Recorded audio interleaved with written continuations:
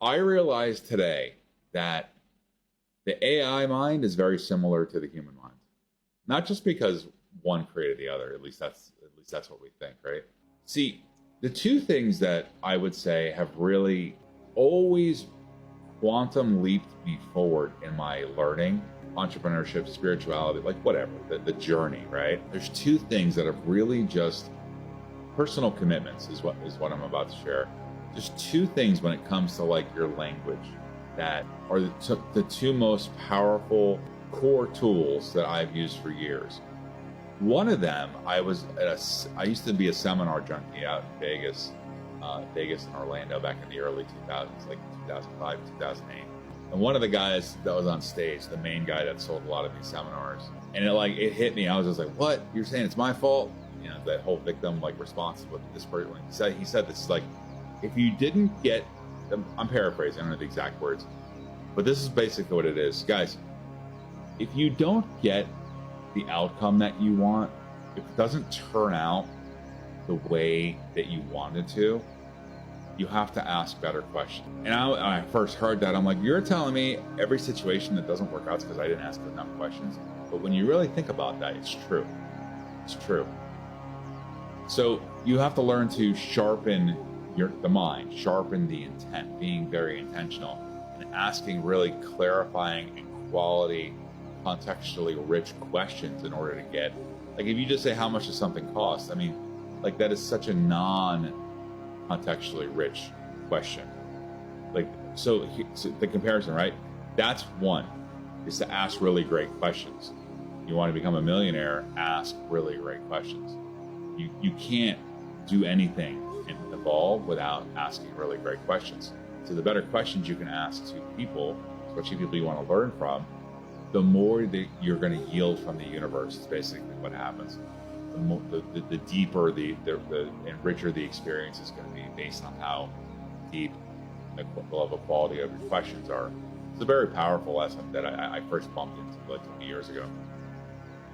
That's one. The second one is the ability to make effective distinctions and comparisons. It's basically what you're talking about when I say distinctions.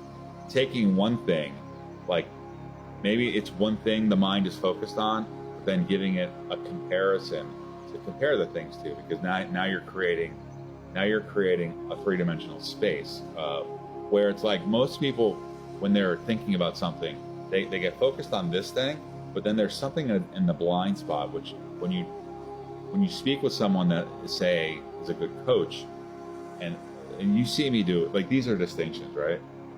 I'm making these distinct to you and stand out. And our minds have a tendency to focus on things that have us miss what the value, which is just off center. It's usually in a blind spot, a dark spot in our perception. And then someone can come in with a light and shine a light on something. You're like, oh wow, I never saw that before. So asking really great questions and making effective distinctions can really move you forward in life in a lot of ways that say just working a job making money just doesn't, or not evolving or deepening your understanding of things like spirituality and business and things like that. But those two things can really evolve your approach to life and your thinking and things like that and your experiences. Those two things. Now, what I also know about the human mind, you guys can attest to this, it has a real propensity to hallucinate and make shit up that's just not true.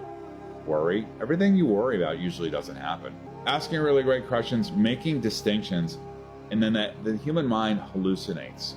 Now, that framework of observations, of tools, those three things, that is very much how AI works. If you with the singular linear thinking go over to AI and ask it a question about this one thing, you're not giving it like a space to bounce around in. Imagine like a pinball machine. These are the rails of the pinball machine, right? But if you're giving it just one bumper and it doesn't know where the boundary is, then you're giving it like latitude to have what's called a hallucination or miss something in its blind spot.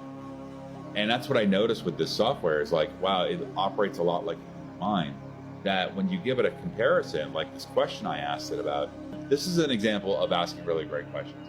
The basic question of the video, which is in the title, is XRP LLC or trust? Now, that's 4 words.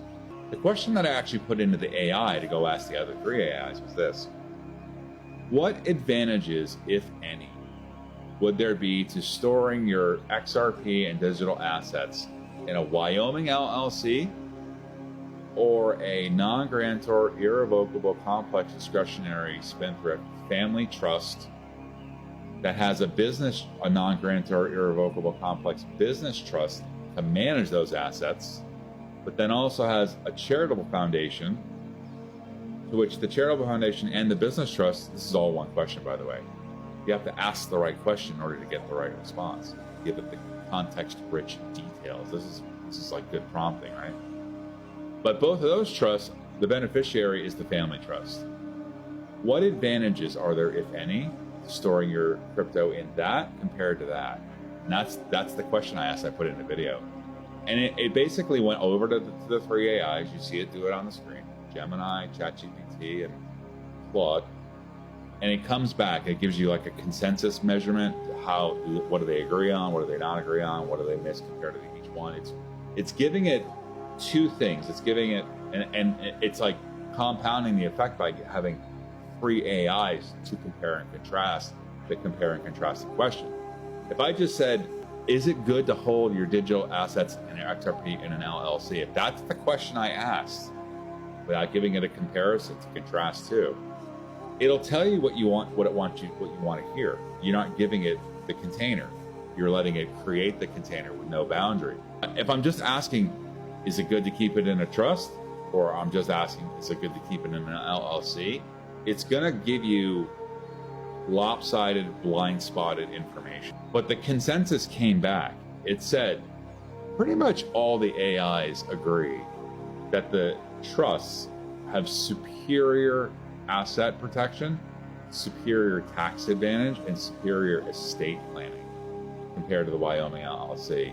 As a matter of fact, there's disagreement amongst the AIs about how effective the LLC actually could be based on what it claims. I'm paraphrasing.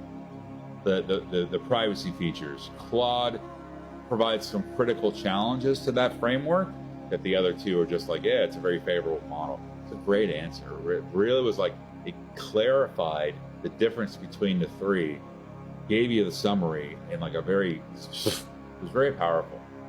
And it kind of puts to bed the entire conversation of whether you should have your XRP in an LLC, Wyoming, or in a trust, say like the trust that we have, the non-granted irrevocable company. It's not even a question.